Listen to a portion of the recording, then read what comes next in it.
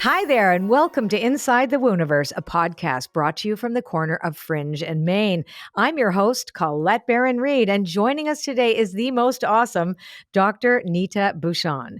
She's a former cosmetic dentist turned three-time international best-selling author and world-renowned emotional health advocate. Neeta is the founder of Global Grit Institute, a wellness education platform for optimizing well-being, and she's also the co-founder of Dharma Coaching Institute, a coaching organization training coaches to become the highest versions of themselves. She's also the host of the also most awesome The Brave Table, a podcast that features unfiltered conversations about unpredictable moments we face on our journey through life.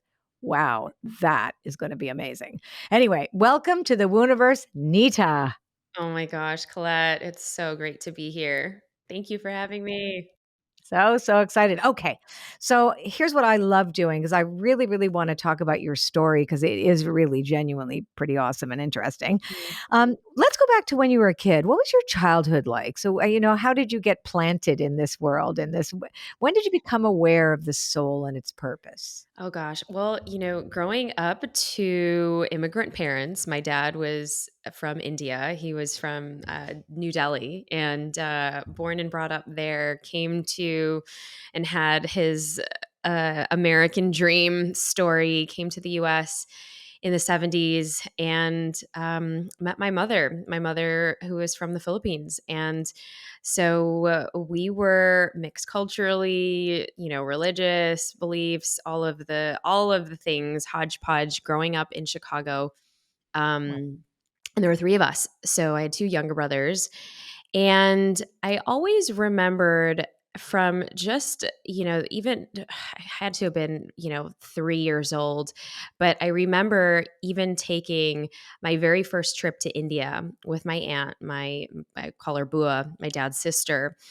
And my dad had a very spiritual upbringing, even though he grew up in part of India where, uh, and around the partition time. And so, where there was a lot of chaos and havoc around religion. And he always kept a spiritual practice. I didn't get it back then. It wasn't cool back then. And it definitely was not cool to be holding mala beads around anywhere. So I definitely resisted it. But there is this one memory that I have of me going back to India with my aunt at 3 and paying homage to all of the spiritual sites. So, went to Rishikesh, went all the way down to the south. And so those memories have been etched ever since I was a little Right. girl. It would be years, decades later, when I would go back to my roots to really find that, spiritual essence for myself. But that what I would say that was probably the beginning of Mhm. my walk with spirituality. I was raised with a Catholic mother. And so we did go to, we did CCD on Sundays.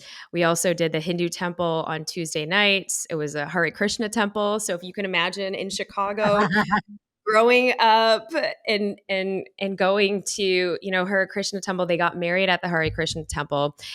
And we also grew up going to Gurdwara because that was a very spiritual place for my dad. And so uh, my dad's beliefs were always around everyone has their own, and God lives Mhm. within you. And so that was very much etched into us at a very young age. My dad would always meditate on Sundays, and he had his puja and his altar set up before all of that was cool and in.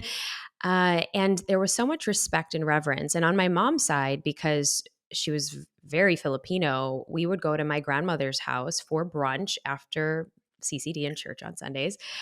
And there would be an altar as well, but it'd be all of our past relatives and offerings. And so we learned that our altars are our sacred place. And so that was a little bit about our upbringing.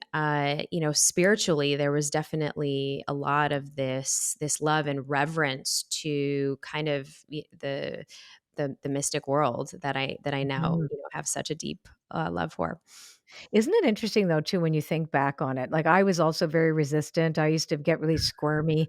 I'll never forget I was sitting at my father's the feet of my dad, and he was telling us all these stories about Plato and Aristotle and also spirituality and Slavic spirituality because he was Serbian and I'd be sitting there and watching my gerbil go behind him and because I'd let the gerbils go and they would wander around. That was and I was like zoning out. But now today I'm so grateful, right? Are we not grateful today for what our parents offered us, these beautiful traditions? Certainly Oh, my dad.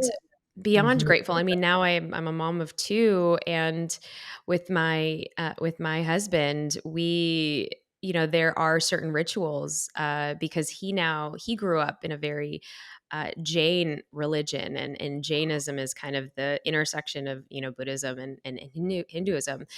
and Mhm. so their culture is so different. He obviously We're more spiritual as a Yep. family, but there definitely are rituals that we are now like, what is it that we want to bring in to the fold? Mhm. Um, for our kids who are 1 and 4, but it definitely goes back to, okay, we can create our own traditions now, and yes, there is a lot of respect and It's and, that and gratitude for that. weaving weaving the tapestry together, right? It's like bringing in those beautiful mystical threads. That's amazing. That's amazing. So, okay, when did you actually become aware and interested in studying human behavior and the power of emotions? Because you have so many, I guess, layers and dimensions that all come together at where we get to where we're going to get to. But I kind of want to bring in this next thread. Like what brought you to that? What made you interested in that? Oh gosh. So at a very young age, I was always the community gatherer. Maybe it's because, growing up in a multicultural household in a melting pot, grew up in the city of Chicago, where I was probably the one that stuck out the most. Most of my classmates were, pretty much every color of the rainbow. There weren't very many Asians. There weren't very many, like, I think I was the only Filipino Indian person in Mhm. general in my class. People that were either black or Spanish, Latino, and of course white. So while it was diverse, it wasn't. uh, People didn't know really what I was. I was always ambiguous, and I would always stand out. And Right. so this really leaned in for me to be a community gatherer at a very young age. And in fact, I grew up early because that then trajectory of my life would lead me to, at 10 years old, being a caretaker for my mom. And she was diagnosed with breast cancer, and she had a very interesting journey with breast cancer, and that kind of started and stopped. She was in remission, but for 6 years. And so right into my, high school years, those lovely primitive years, Right. and I was that caretaker. And so she passed on from that and transitioned when I was 16. And so I was a Oh, junior in high school. big And so deal. that would be that first initiation. And, during that time when she was, because at 14, that cancer came back and it started spreading everywhere. So for that almost 2 years, she was actually in and out of the ICU. And so most of my, that teenage time and that early adolescent time, I was in and out of hospital settings. And that's when I started learning and becoming really, I would not know then, but I needed to know how to make her happy, because there were tubes. She was connected to a ventilator certain times because her cancer had spread to her lungs, and things had gotten pretty bad. And so I remember my brothers and we would come after our piano lessons because, we're Asian. We had to go through all of those things, but then perform. And we were performing for the nursing staff, and just to see a smile on her face. And so that's kind of where I started to get a sense of really knowing, wow, okay, this is I can't explain it because we're living through it, but this is a hard time right now. Right. And I was also working a few jobs when I was 16, when towards the end of her time with us. And I remember that first job that I got. I was 15 years old, and you'll never guess this, Colette, but I worked for a dentist, and you'll never guess what his name was. His name was Dr. Horrible, and I'm not making this up. This is a true, very true story. I don't know if you want to go see a doctor named Dr. Horrible, but and so Okay. um, so I remember, and he took a chance on this kid, and he had a daughter himself, but he took a chance on me. And I would work there Saturday mornings while my mom was sick in the hospital, and I would answer phones. But that's when I started knowing, oh, people don't really like coming to the dentist. I didn't really, I Right. was a teenager going through my own stuff. I didn't really know the funniness or the humor of his name at the time. And so, but I knew every single patient that would come through those doors, they were also surprised to see a young kid, a teenager, answering phones.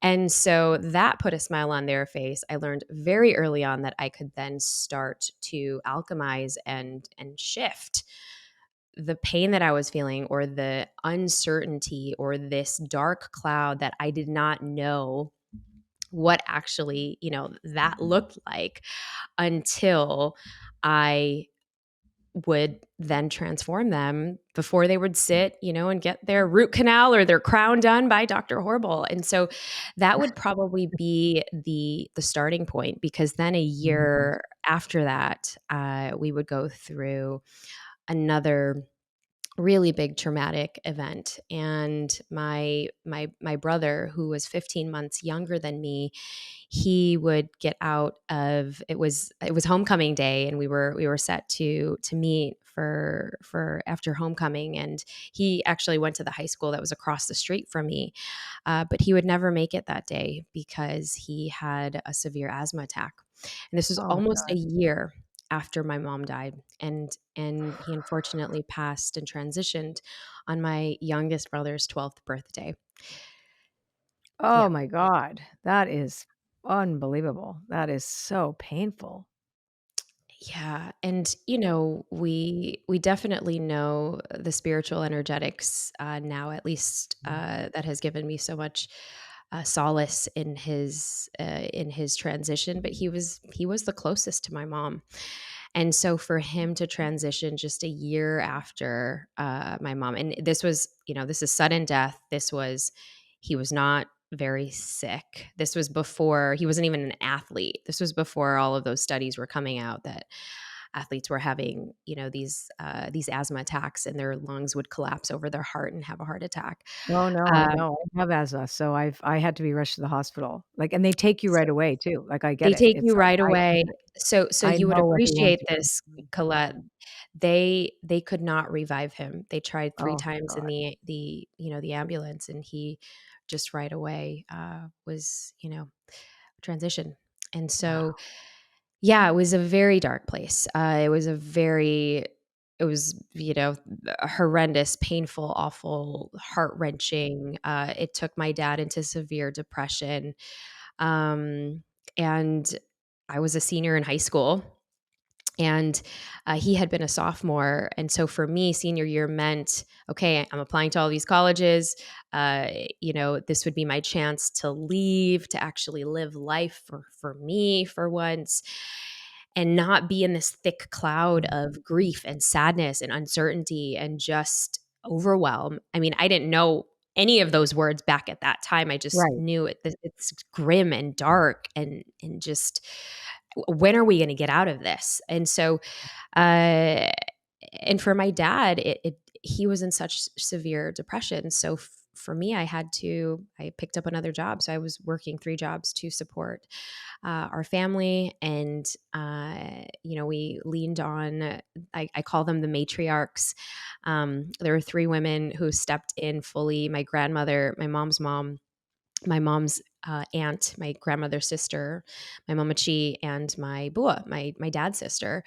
And so they were the matriarchs. They were pretty much the wolves who helped raise us. And as it takes a village, and I'm just beyond grateful that our entire extended family stepped in. But 2 years after that, my dad was diagnosed with stage 4 lung cancer. And so when they gave that diagnosis, I was like, okay, God, do you even exist?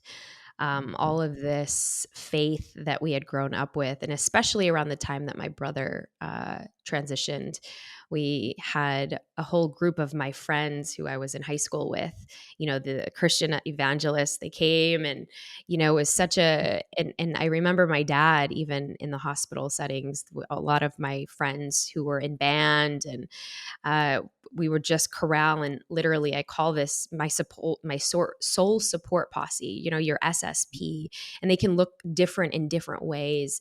But for me at, 16, 17, 18 years old, we weren't really going out to the clubs. We weren't really doing those things. They were around, right? It was just a different way of being, but that shared grief and that shared crisis brought us together in such an impactful way. Um, and that would then lead me to my dad transitioned when I was 19 years old. And I would be, an orphan and taking care of my youngest brother at this point. Wow. On that, I mean, wow. Yeah, I now I know why you founded the word global grit, right? And that book that you have, Emotional Grit, which we'll get to in a second. So okay, so you are 19 years old. You have literally had since the time you were 14, really, or 10, 14. But I think 14 was when she really, really got sick. Is that right? Yeah. From 14 to Yeah. 16, she died. All your entire adolescence, all that for those formative years were basically stripped away from you. So you didn't have a choice in all of this. And there's so much loss and so much depth. And then what sparked you to move into the career of dentistry from there? Like how did you pull yourself up together? Because I know it leads us back into your into the global grit conversation, but there is a piece in between that we should talk about because you just took the world by its horns and just went for it. So tell me about that. Oh yeah. I think that there's a lot. I do, make fun of tiger parenting because I definitely am a product of tiger parenting. But I would say in this case, it definitely left an imprint on me. And, the way and the season of life that I was in, because at 19, while I was completely devastated, I was lost. I was like, what is, looking back now, I definitely had very dark thoughts. Mhm. And the only thing that helped me really get out of those thoughts, and really it's why I wrote, my newest book, That Sucked Now What? Yeah. It's an amalgamation of all of the tools that I've kind of, really put together from such a dark place in time, but to have the language, the vernacular to actually understand and Mhm. to give people tools to say, all right, that sucked. Now what? That was actually one of the phrases that I would say back then. And and so to appreciate such a big contrast back then in my growing up to, the life that I've been able to build, it had to start there. It was a very dark place. And I think the only thing that the mantra that I kept, hearing in my head, this was where I started to kind of think back at my dad's roots. I wanted to keep them alive. I wanted to keep their spirits alive. This Mhm. is where going to temple, going to, even church and whatever that meant, the sanctity of just having that sacred essence and keeping that energy for us, for my brother and I, where it was a very sacred practice for us. Mm. So that was one. And two, I wanted to, make them proud. And, doctor, dentist, lawyer, engineer sounded Yep. like a pretty good Yep. stepping stone for that. And, and meanwhile, I do have to, shout out to Dr. Horrible, wherever you are. Uh, he was kind of that godfather for me in that way because I did keep that job for a very long time.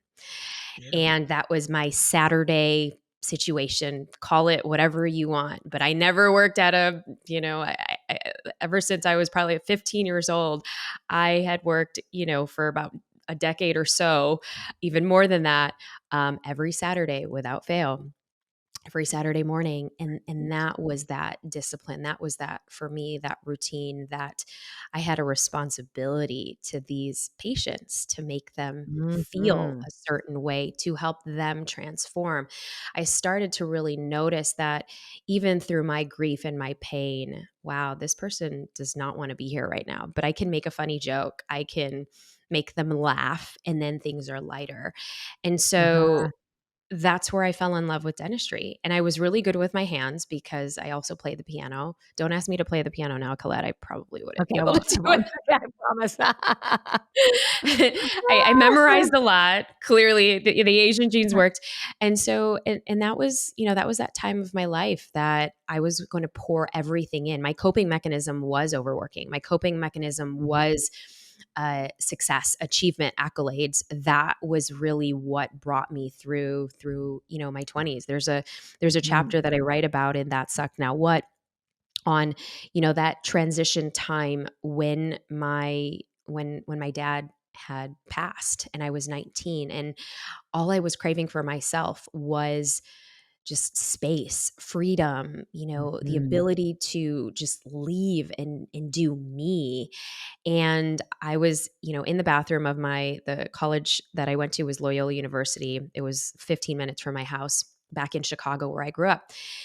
And I remember seeing, a flyer for study abroad program in Rome, because Loyola had a Jesuit, we had a school in Roma, Italy. And I said, I'm going there. And I'm going there no matter what. I'm going there. And literally, this was probably a month after my dad died. I just, I was like, you see this and you're Right. like, this is Yep, for you're you. going. And and I had to literally beg my aunt and my grandmother to say, "Hey, can you take care of my youngest brother while I do this thing?" And of course, it was all around school. I need to be there for Right. school. Yeah, If yeah. this is going to look good for med school, dental school, it's going to look good, for that path. Of course, I had to beg because they did it. They're like, how could you do this? What, you're leaving your family? What is this? Mm. But I ended up getting there. And that literally, I didn't know a lick of Italian, didn't know anybody there. But that was the first time in my life that I would actually be able to sit in and understand the grief that I had been in, but I could also see, oh wow, this is what joy actually looks like when I'm not under that cloud, because I had changed my environment. So much so that in this new place, nobody knew who I was. There was no pity. There was no, oh, that's the Right, girl who lost three members of her family in high school. There was none of right. that. It was, I could recreate an identity if I wanted to, and actually choose the things that I could actually share with someone else. Because as a young person, and I empathize with young people today, nobody, we want to belong. Our soul Mhm. essence is, we want to belong, we want to be seen, we want to be accepted. And we don't want to talk about sometimes the hard stuff, because young people don't Mhm. have the language for that. The context, a lot of And they don't there's have no the context. experience. Yep, mhm. You're invincible as a Oh, teenager, right? yeah.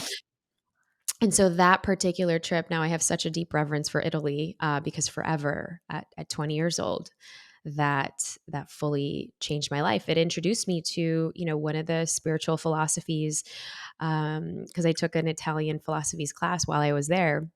I had to take something, and that was, the we were learning about Marcus Aurelius, we were learning about Right. stoicism, and that's where I was really, introduced to, the concept of amor fati, love of Yeah. one's fate. Because at this point I started to meet people from all over the world who either they didn't have relationships with their parents, one parent had left, they had different traumas. So I started to get really this experience of, oh wow, maybe I don't have it as bad as I thought, or wow, my depth of my trauma like is relatable, maybe I can share a little bit. And so, Mhm. and that was again, the hallmarks of being able to let people in and build community. After that, I know that we can fast forward to a number of years because after you came back from Rome, you actually ended up building a multi-million dollar dentistry practice. Yes. That's Yes. true, right? And Yes, so I did go off to dental school. Rome did lead me to dental school. Thank you, Rome. And I did. I was actually one of the few women, and even folks in my classroom. I didn't have an MBA. I again, it was that overachievement, uh-huh, overworking, um, kind of the coping mechanism that I had. I think the other coping mechanism was some toxic positivity that I can obviously give reverence to now and talk about the other side of that. And we'll get to that in a yeah, moment. But I did go on to not just become a general dentist because that wouldn't be enough. Um, I went on to have a cosmetic practice in the western suburbs of Chicago. And honestly, I did pour my heart and soul into that. I also fell in love in dental school. I got married and I mhm, had a big fancy wedding. And I would come to probably my big Saturn return and right, my big, huge, world rocking, fall on your face moment in my independent mhm, awakening uh, at the end of my 20s. And that would be, literally, figuratively, metaphorically waking up, December 31st and being in such fear and fear of my life and fear of the person that I had married, um, that I would have to leave haphazardly on New Year's Eve in the middle of the night, wow, leave this big home that I created. And I was mm, so ashamed, and that shame and that guilt, when it's real, it's real. But that would be what I needed, to really step foot into my courage, because for that decade, yes, I went to Rome and mhm, had this beautiful expanse, but what I really didn't fully sit in is my grief. And right, I was so busy trying to get out of that darkness. And I did that really well. Yet the universe was like, well, no, we're not done yet. And I had to take matters into my own hands and really build this courage and the bravery up to say no more, not this mhm. time. Because it I is true that if we don't bring Carl Jung says that famously, that if we don't bring our shadow to the light, it will seemingly come to us as fate. And so, although Marcus Aurelius teaches us that we should love our fate, we love our fate by looking at it squarely, right? And then taking responsibility and accountability for being part, for oh also, yeah. why that's there. So it's really common that we could attract partners that would stimulate the abandonment and all of those things and the sense of betrayal and a number of things because we don't deal with the losses, etc. We just keep running. We try to run faster than they can catch us, but they always catch us. And I was running so Yeah. fast. And I thought Hmm. the world didn't have to know that I was this little girl who just needed to love herself. Mm. And so this partner really would bring up all of the edges and all of that bubbling up to the surface. And so that day, December 31st, I finally let people in, and I said those three words: I need help. uh, I need help to, the people that were the closest to me that kind of suspected that I was in an abusive relationship. It was my Mhm. brother, and one of my dearest friends. And it was in those moments that, my life would not be the same. January 1st, 2012, was when I got a restraining order. And I remember even, I write about this in my latest book, but coming before the judge to even say, this is where I'm at. And even for her to even test me and say, why did you wait so long? Mm. And, and, He and obviously hasn't been in an abusive relationship. clearly So, not. clearly, that's That was not the her case. job. Yeah, no, no, no, no, Those no, are her. yeah. We Yeah. know the answer to that. Yeah. I think that growing up in a family that, in many cultures, even Filipino Indian cultures, you don't talk about divorce. It's so taboo. And I think being this perfectionist, even in my profession as a cosmetic dentist, you work in millimeters, but having the upbringing of perfectionism, even in my life, and I talk about even emotional perfectionism. And there were times in my grief, in growing up, I didn't have those tools. It wasn't okay for me to say, I am sad, I'm struggling, because I had Mhm. to be strong. I had to be the resilient one in the face of my dad when he was going through all of his losses, that I couldn't really sit in my own suck. Mhm. Right. And that's Get it. really what started to unfold beautifully, messily, chaotically, in those years to come. So I started my 30s embracing that Saturn return, and also diving into, for the very, very first time, my own healing. And mind you, I did do, the therapies that, and this was like traditional talk therapy as a Sure. teenager. The teachers had a mandate; they needed to make sure we were safe. Um, Mm. but I think also, after you go through such a pivotal world rocking upset, oh, I dove in. I dove into all of the ancient practices. And that's really when I started to immerse myself in all different kinds of, meditation and, deep somatic work, and just allowing myself to feel that rage that I didn't get to feel during those diagnoses, Mhm. Yep. during the deaths of my, especially even my brother, and diving more into even, plant medicine, and just studying from different gurus and different, folks that the angels started to come in, and they started to appear in different ways. And you start to say yes. And one retreat led to another retreat, and another retreat led to, it ended up being 45 different countries around the world. Uh, and and then saying, goodbye to a lot of the things that I had learned, what success was, and Mhm. unlearning a lot of those things for me to start stepping into that full light for myself for the very first time. You sold your wildly successful multi-million dollar dentistry practice and decided to transform your career. Was that around that time when you said, "I gotta give this up"? Oh, yes, this was, I would begin to formulate my leadership so that, when we're at a very rock bottom place, I was asking for help in all the ways in my Yep. business, because, when we have these things happen, it affects personal, it affects business. I remember Mhm. very vividly, for the first time, going into my practice that was on the door, even though I had still had imposter syndrome. I had 10 people working under me. I wasn't even 30. Most of the people in the room were older than myself. I barely looked like I was 18.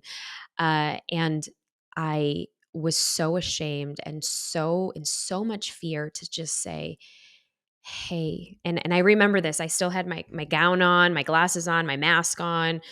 Patients were still had suction in their throat, in their mouth, and they're in their chairs. And I got up and I said, I can't do this anymore. I have to speak truth. And so I got Right. on the, intercom, and I said, everyone come to, the break room right now. The break room was probably as big as, your room that you're sitting in right now. Right. It was like tiny. And everyone's like, what is so important that everybody needs to come right now? And I just blurted out, I need help. I'm going through a divorce. I literally took everything that I could from my house. It's packed in my very nice SUV, and I don't Right. I don't know where to go. And Oh. I don't know, if I'm going to be able to keep this open. And that's how in fear I was. And some people Oh. left me that day, but majority said, "You can stay on my couch. You can stay as long as you want. I can cover for you. You do whatever you need," because I started to let people in, because I Right. wasn't stoic anymore, because I was Mhm. finally able to lead with vulnerability and authenticity and just the messiness of the full Mm. moment that I was in, to say, "Yeah, I need help. And I'm definitely not perfect." And here we are. Okay, so imposter syndrome actually has perfectionism at its root, and perfectionism has fear at its root, and then and so on, because we just don't think we're ever going to be enough or there isn't enough, et cetera. And that's why we work so hard and we keep running and we keep going. And when you think about it, it really is the statement that we are not broken. That because we think we're broken. Our society tells us that we're broken if we're not constantly producing and moving, et cetera. And I Mhm. think that that's what you're describing is a beautiful, beautiful way to show us, in your story, that this is what happens when we let that lead us. And that when we don't let people in, that stoicism, which is, I'm fine, I'm going to keep going, I'm going to pull up my bootstraps, I'm just going to keep going, it's so destructive to our spirit, our soul, and our basic humanity. And we do need each other. It's what you said. And back into that kid that you were saying, we want to belong. We do want to belong. We still want to belong, right? But we can't Decades belong later, we still wanna belong, yeah. decades later, and good that some of those people left you because they weren't meant for you, right? Yeah. It's like let the people go that are having the expectation that this because they'll still have to work that out. I love what you're talking about because I think it's so important for so many people who are going to listen to this today that see success as a constant, working so hard and proving yourselves, etc. It can really kill you, Oh gosh. and prevent you from dealing with what you really need to be dealing with because it's going to Right. come and hit you. Or that same, thing, trigger, person, circumstance, situation, challenge is going to come up in different ways, Yeah. whether it's in a business setting or a personal setting, or Mhm. your own fall as a medical diagnosis or trip or accident. And Mhm. that's just the universe screaming at you to say, let's pay attention. And many times it's paying attention to the feelings that we want to suppress, we want to numb. We don't want to lean into the discomfort. We don't want to sit in the suck. And Mhm. and really I became really good at sitting in the suck for those 5 years. And not that I was stuck in the suck. No, it didn't sound like you're not identified with it. No, and that's why the book is not called This Sucks. The book is called That Right. Sucked. The book is Now called what? That Sucked, Now What? Because we Yeah. are giving reverence, we are acknowledging what we couldn't control, what happened, what was out of this world, yet now we are actually choosing to move forward. There is that vulnerability piece in the middle to It's actually important. say out loud and to acknowledge, okay, that sucked. And so, yeah, which is why we're here. We're here. And so, when did you go on to found Global Grit? Because really, this is, we're moving this whole conversation into this extraordinary foundation that you have, and I want to know how you met your husband, and because really, you're changing lives. Like you're really changing lives right now. You've written a few books, and I want to dive into that next part of your story because I think it's key. Yes. Oh, wow, I feel like it's like unlocking a movie here, Colette. So Great. this I I'm know, I'm right? I'm in. So this next chapter, I call the full awakening, because I did tap into many. When I said yes, I not only said yes to spiritual endeavors and my spiritual pursuits for all different kinds of healing, energetics, to all different types of therapies, EMDR, traditional talk therapy, all of the different modalities and alternative ways of healing. And I was able to connect back with my parents and my brother in many different ways. And once I started to then know and really trust that, wow, they've always been angels in my life. And and and even saying yes to creating community, because as I shared, that was one of the through lines for me, has always been Mhm. relationships. And I think, of course, it's because of, my wounds of abandonment, my wounds that I had to really heal on just self-reliance and also self-love, but also knowing the breadth and the depth of sometimes our human connection, and how, losses are that part of life. Mhm. But for me to celebrate those the slivers of joy in between, the moments of Yeah. chaos, and it would arrive myself to say yes to different communities. It would allow me Mm. to start, while I had my leadership then down, because I led from a place of vulnerability. It got Mhm. people asking, how are you not in Mhm. your office? How are you growing this? And you're not even there. Colleagues wanted to know so that they could be there for their families. I didn't have any children yet. And so I didn't know how valuable that was to teach freedom at that Mm. particular juncture and stage of my career as a cosmetic dentist. I started a foundation. I started Independent Awakening, which was a nonprofit where we began to champion self-love and confidence in women and girls, mostly coming from, Asian backgrounds, and started this whole movement. It led me to the Bay Area. It led me to Stanford nonprofit management. And I started to learn from, I was the smallest fish in the room, but I started to learn from people as a dentist on what it takes to really create an organization, a nonprofit that is, that can be global. And once I started to learn that, once they started to learn that I was also beginning to invest in female-led startups, they were like, "Wait, Mm. what is going on? What are you doing?" And so it got me back and forth to the Bay Area quite a bit, because then I started to coach, and not just coach at this point, but fully mentor other startup founders. I didn't consider myself a startup founder at this stage, but a Right. lot of the issues that they were going through in their lives, breakdowns with founders, breakdowns with themselves, breakdowns with just losses and grief in their life. Mhm. I kind of knew a thing or two about that.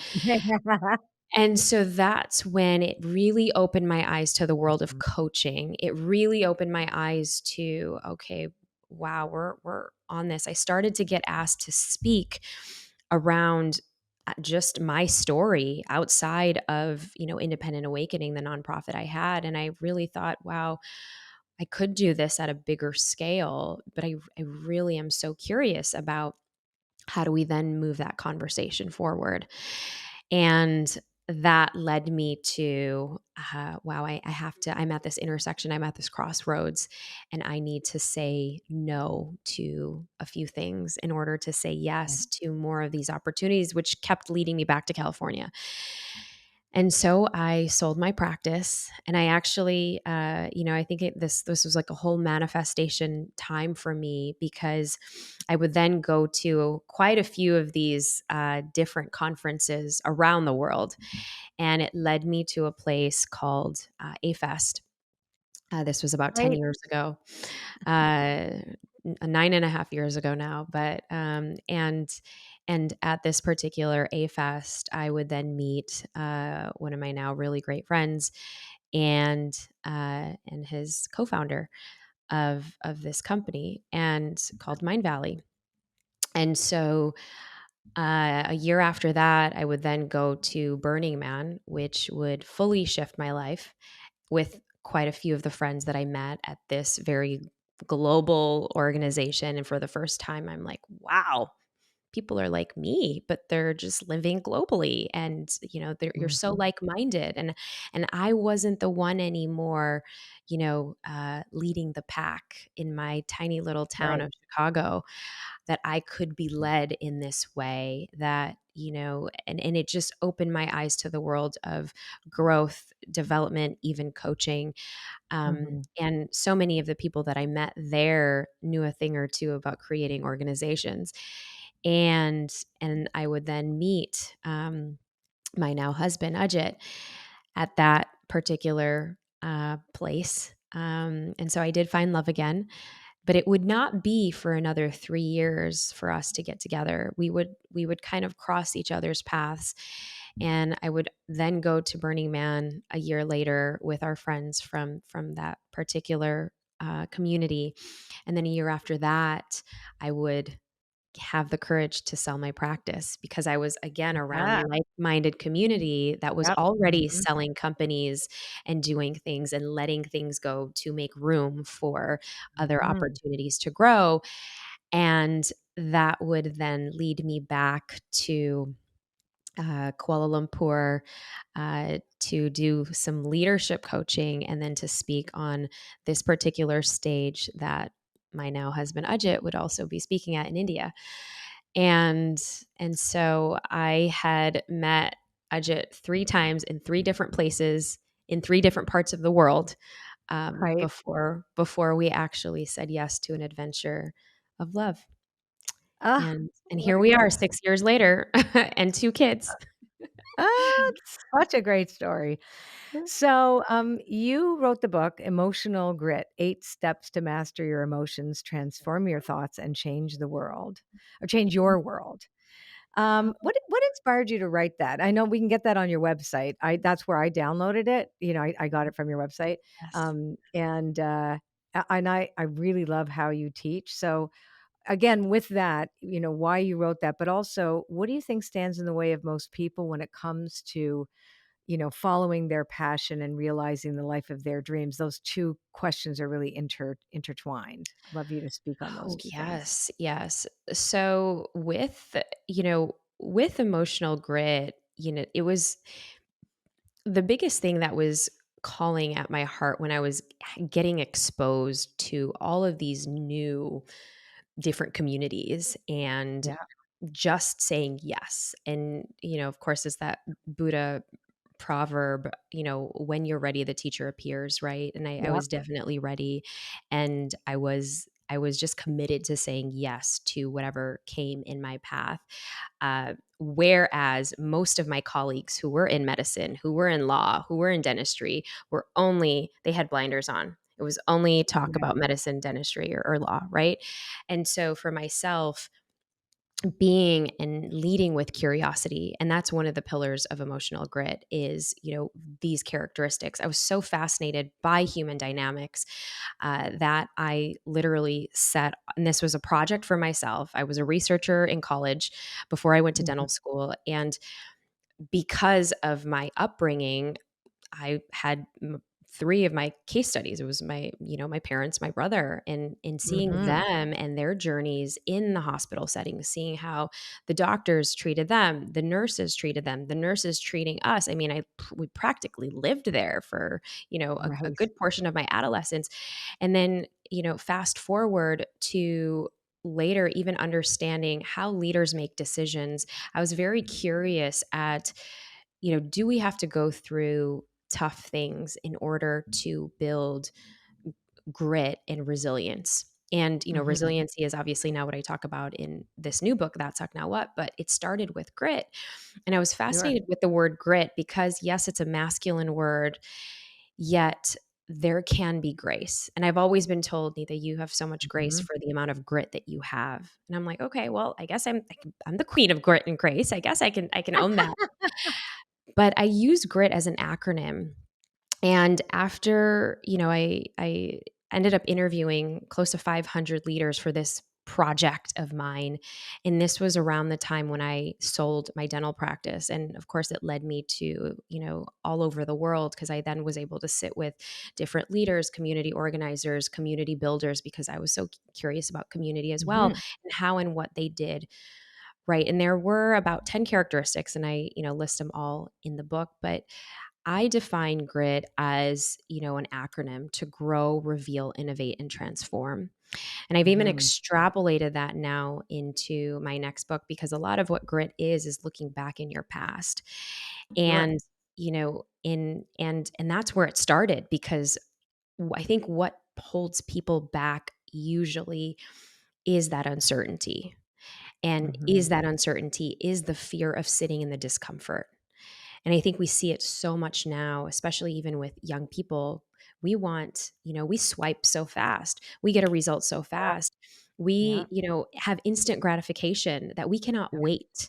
We cannot sit in the stillness. We can't sit in that discomfort of somebody rejecting us, or the Mhm. difficult conversation that we need to have, or the painful conversation or even acknowledgement of somebody else going through a tough time, that we ghost somebody, or we pretend we're busy, or we're just own in our own stuff, that we just can't even hold space for somebody else. But these are the fundamental skills that I think are lacking in today's kind of world and economy of young people kind of entering this space.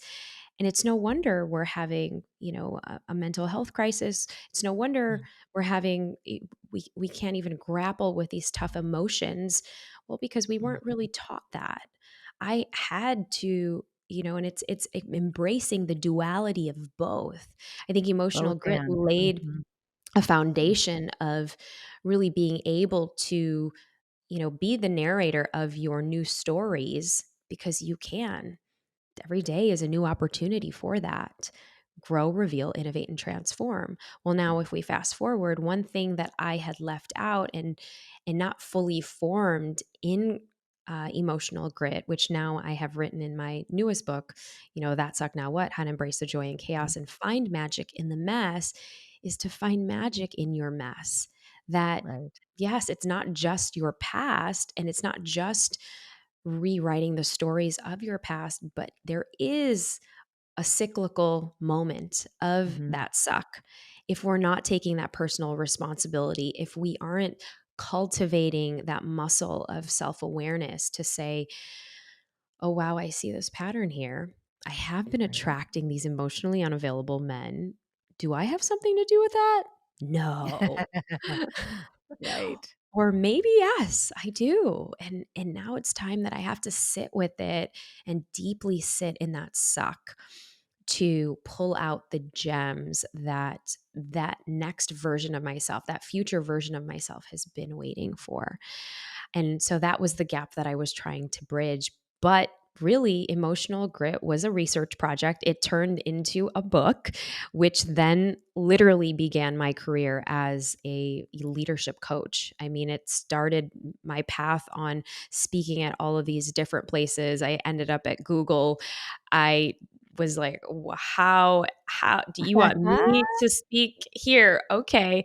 It landed, to, it landed me to speak in places like Dubai and different parts of the world, where I was actually starting to normalize what it could look like to be somebody Right. that looked like me, to talk about something as taboo as divorce. And Right. those conversations led uh, people to be very vulnerable and to actually lead with empathy, and they realized that, that was also affecting their bottom line in their company, because they were grappling with just that the most shameful secret, whether they were hiding something, or they didn't want to no longer be in a marriage, or they had cheated, or whatever, but that was keeping them Mhm. from really Their success too. actualizing into their Mhm. business. 'Cause I actually think too that there is a there's very little distance between us and the business. People think, I have a course called The Spirit of Your Business, where it's literally I teach people how to have a relationship with the business. Like you are in this relationship, but you can't look at it as an inanimate vehicle that you're somehow separate from. We're actually learning about ourselves and growing and evolving through the vehicle of the business, and it is a living thing. So it's you really actually beautifully illustrate that in your book. Also, one of the parts that I thought was really important was when you were talking about the both and, and I Mhm, think the first book, the Emotional Grit, it really is a great book. So it really does give you that sense of the pearl that comes. I mean, really, that's the end. If you look at it in a different way, you can't have a pearl without the grit that would irritate inside the mollusk shell, right? There's grit and there's sand in there that irritates it until there's this beautiful pearl that has great value, right? And mhm. then what do you do beyond that? And then you evolve beyond that, like you're saying here, that now there's the magic in the mess, because you don't say there is no mess, I've cleaned it up, because mess continues, chaos continues. Look at the world we live in. Doesn't look like it's getting less chaotic, does it? No, no, No. not right now. But yeah, and it is, I mean, to your point, I think so often, and gone are the days and even the decades where we used to lead where business is so separate from personal. Yeah. And, I think now we can see even in leadership when things are not Mhm. in alignment, things are not integrated. Yeah. And even I think, you know, when people are introducing certain aspects of themselves that have not been worked through or fully Mhm. integrated, I think it can be witnessed, it can be noticed. And I think that for it's really to appreciate, and this is what I wanted to bring in for this new book, That Suck Now What. Yes, emotional grit gives that beautiful foundation, but I actually go deeper in the reasons why we need to embrace the duality, Mhm. because yes, Yeah. we can feel insecure and confident at the same time. Yep. If we didn't, we wouldn't be human. And we can feel Yeah. reserved in saying yes to a new love relationship, but actually even open at the same time because you are curious. And we can still live in grief, but find Mhm. slivers of joy when moving through loss. And and that's kind of what this, what That Suck Now What kind of allows us to bring in tying the two. But it wouldn't come through unless we had that foundation with emotional grit. So, across the board, your work brings together the best of spirituality, soul, and strategy. Could you share an example of a time when you helped a client or an organization integrate spirituality and soul into their business? And how do you see the role of spirituality and soul evolving in the business world in the years to come? Because you can't have it without it. I really believe that. I believe like everything that you're teaching is essential. Everybody needs to sign up. Oh, absolutely. I think that, for anybody and this is what I tell my students, clients all the time in whatever capacity that I'm teaching, just, let's even think back to when we were a little boy or girl and your earliest memory of doing something fun and so playful. And you can even do this, with your eyes closed if you want, or looking down. And this is what I lead people to, just outside of, the coats and the fancy dresses and all of the accoutrements Mhm. that we may have in our life, but to put that aside. And, my earliest memory was just, I remember, dancing, and that was, I don't know, 5 or 6, but it was after ballet dance. My mom put me in ballet, but I was introduced to Hawaiian dancing, and in Indian Mm. in Filipino culture, you're doing a lot of these, Hawaiian dancing, and but we were able to just break out and dance, and it was fun, it was celebrated, it was freeing, it was liberating. And that's something that's been the through line for me. I've always done coordinated choreographed dance. But what does that look like for you? And that's the biggest, because so Mhm. often we take ourselves, our careers, what we're doing so seriously.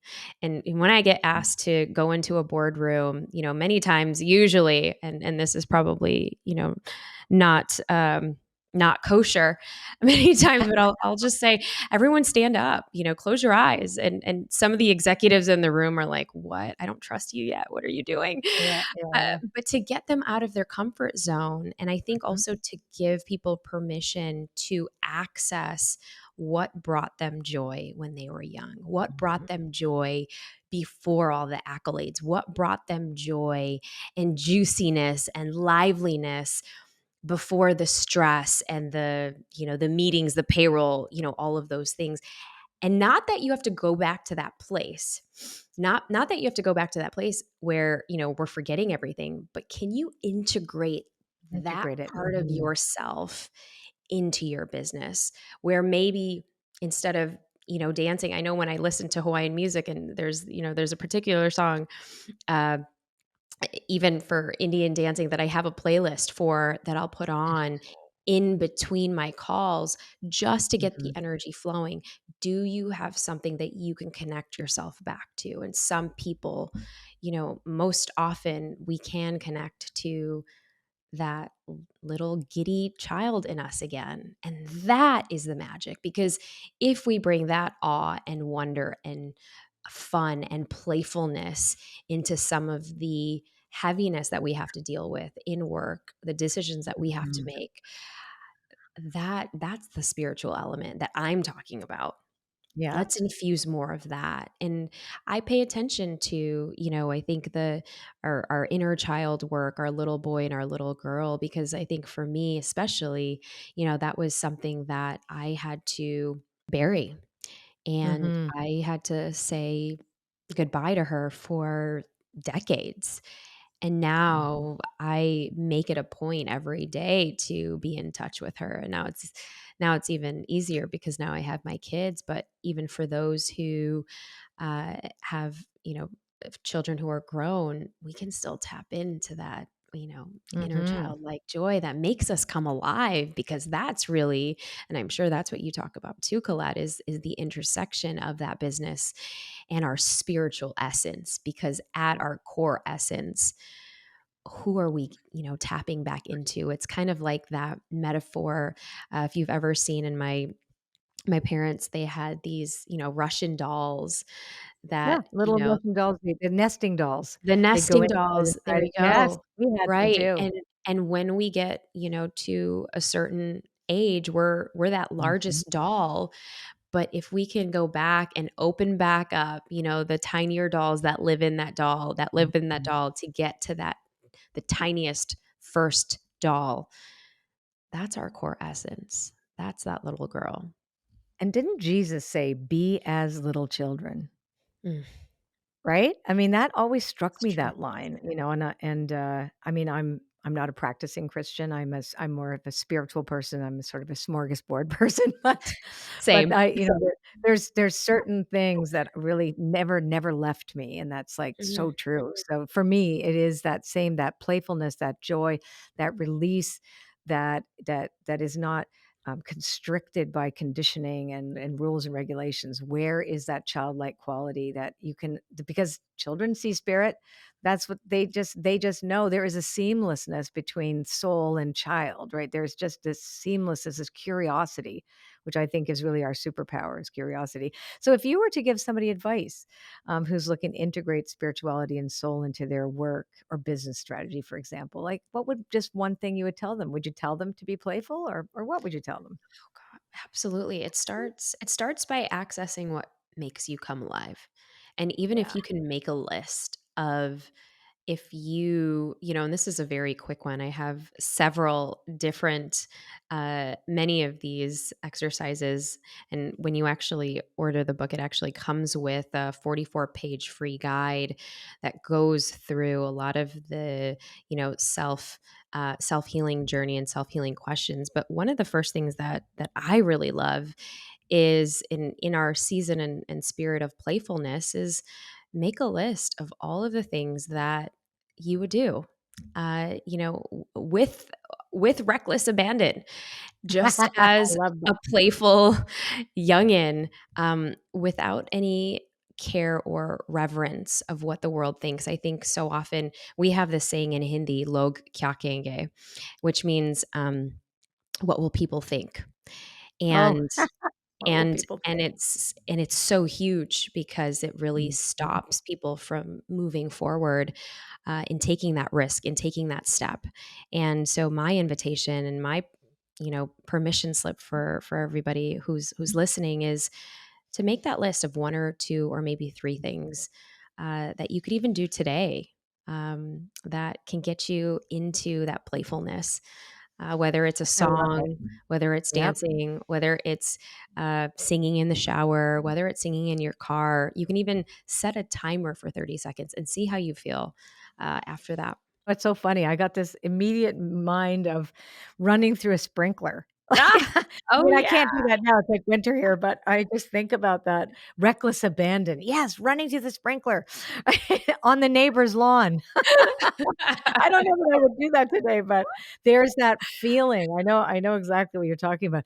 Okay, so we are going to switch gears and travel into another dimension of the Wooniverse called the Tea Time After Party. We're going to bring our fabulous executive producer Connie Doletti here. Are you ready, Neeta and Connie?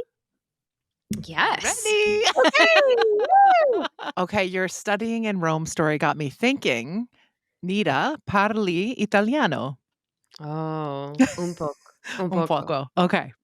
So I just asked for anyone listening, does she speak Italian? I didn't remember most of it. Yeah. I would only say prego. Prego. Prego. Grazie, Prego, prego. prego. Yes. Parmigian, parmigian. Amazing. Thank you. Okay, so you have had a few professions. If you were to choose another profession to be, Ooh. and you would be wildly successful, what other profession would you choose? Oh, wow. I was actually just thinking about this Okay. recently. So, Connie, I don't know. You're Yeah. definitely in my sphere. Yes. I would say producer. Okay. I think there's Hey. elements of what we do now Mhm. that produce, but Absolutely. like film producer, Yep. documentary Ooh. producer. Yeah. Oh, I think you might I'll actually do hook you that. up if you ever wanna The psychic move into psychic that. part of Well, me the Mhm. and psychic part just of me thinks you might actually yet do that, so yeah, you should just consider your yes. own I think prediction. that's next, or Absolutely. screenplay. But yeah, This is hysterical. All right, how do you feel about clowns? you guys probably remember this. It, Yeah. You're right. yeah, the movie It. Yes. Yes. No, yeah, no. No, No. clown, but Not and into clowns. Bozo the Clown was a thing growing up. I don't know if you Yep. guys, so it was a big Yes. thing in Chicago, but Bozo the Clown, and you could go Right. in and Yep. be like the guest Oh my and win gosh. the prizes. And so that was a thing growing up. Mm. Not my cup of tea anymore, especially Did after the you movie It. did you No. go to a Bozo filming? Never, but I Okay. mean, I remember it was on Channel 9, Right. I WGN. was raised on WGN. Bozo. Yeah. I lived in Chicago for a few years, so WGN, Oh, yes, you and Bozo the Right? know. Clown. Yes. So I wanna ask another one. You are banned from the library. Why? Oh. Mm. What did you do? Whoa. What did you do? Probably making out with a guy in the back. Okay. In You the know? in the nonfiction aisle, all the way in the back. More Okay. like fiction, more like romantic fiction. Romantic Romantic fiction. fiction. Oh my god. That's amazing. These are great Oh. questions. Oh my goodness. If you could either be a dragon or have a pet dragon, which one would you choose? Ooh. Oh, I would be a dragon. Mm, Wow. I would okay. be a dragon. What Yes. kind of dragon? Talk to us. Wearing a beautiful velvet Gosh, I jacket. would, oh, yes. No, it's reminding me of a movie that I saw recently. Was it, I don't know if it was Wakanda. Mm, It was, oh no, it was, I think it was was it Shang-Chi? It was one of those Marvel movies, I swear. mm. Right. But it was, because I was contemplating whether or not to take my son to it. And when I saw it, I was You're like, like, no. no, these dragons are so scary. It's for, and Yeah. but the dragon that I would be, it would, this would go well with the Wooniverse, because it would be a unicorn dragon, and it would have Okay. like a, it'd be purple and Yes. white and like shimmers of gold. And Beautiful. Oh, the fire coming out of its breath would be like purple and blue and waterfall, Sparkly. Yes, yes. sparkly. Yeah. oh, Little That's a that's very tints blush. friendly dragon. Yeah. you can always show your son How to Train Your Dragon, the movie. Oh, How to Train Your okay. Dragon That's a is good like my one. favorite movie in the whole wide world. Okay, I've seen it like 18 times. How to And Train Your super Dragon. funny. Okay, I'm Yeah. How to gonna. Train Your Dragon. Mhm. Yes, it's a DreamWorks. It's an animation. I've seen all 3 of them. Literally, I added up. It's disgusting. It's 18 times I have seen them all. I Oh, But can't believe really? you've seen it 18 I'm times, like, Colette. That's Wow. when insane. I am bored, I watch How to Train Your Dragon. When I just like, yeah, I just love it. And That's I know amazing. everybody but me wants to be a dragon. I want Toothless. I Oh want my to have a pet dragon. I'm gonna add a new one to your mix though, Colette, when you're bored. Turn on Turning Red. Turning Red, such a I it's love a that. Pixar I Oh, love that movie. too. great I love film. that. Wasn't Yeah. that the best? Yeah, it Oh was my so gosh, good. he is so cute. Yeah. Oh my gosh. Connie, last but not least, let's give her one more. Okay, one more, one more. If you could have either a rewind button or a pause button on your life, which one would you prefer? Oh, pause. Mm, Mhm. let's sit in that for a second. That's awesome. Yeah, let's just We're gonna pause. marinate in that. Yeah, a Let's pause button. marinate. Mm, Yeah, we'll let it wash over us. yeah, Yes, that pause. that's a I good think I one. would pause on my first kiss with my husband. Like, just pause Oh, right that's there. Aw, sweet. Yeah, that is seriously. I'm sweet. crazy about my husband 21 years later, I really am, but that moment, that changed Aw. my So life. sweet. That was an accidental kiss. It was like Oh, my wow. my boot got caught on a, carpet. I was going in to hug him. It was a blind date. It was our first date, and he thought I was coming in for a kiss, and he, like, literally swept me off my feet because I was about to fall and planted one on me, and I was like, Wow. "Oh my god, where did you learn how to do that?" Wow. Hollywood moment right there. And that was Yes. the end. So that was the beginning of the end for me. Oh my god. Thank you, Neeta, for joining us today. I have so enjoyed this conversation with you. And to learn more Yes. about Neeta and all of her offerings, including her fabulous podcast, you can visit her at neetabhushan.com. Also, everything about her book, you're going to check out our show notes. There'll be links and a transcript of the conversation. You just come and visit us there by clicking on our link, itwpodcast.com. And we'll give you all the info that you need to get in touch with Neeta, see her book and other offerings, and see how fantastic she is, because you are all going to want to learn lots more about Neeta. Thank you. Thank you. Oh, we did it.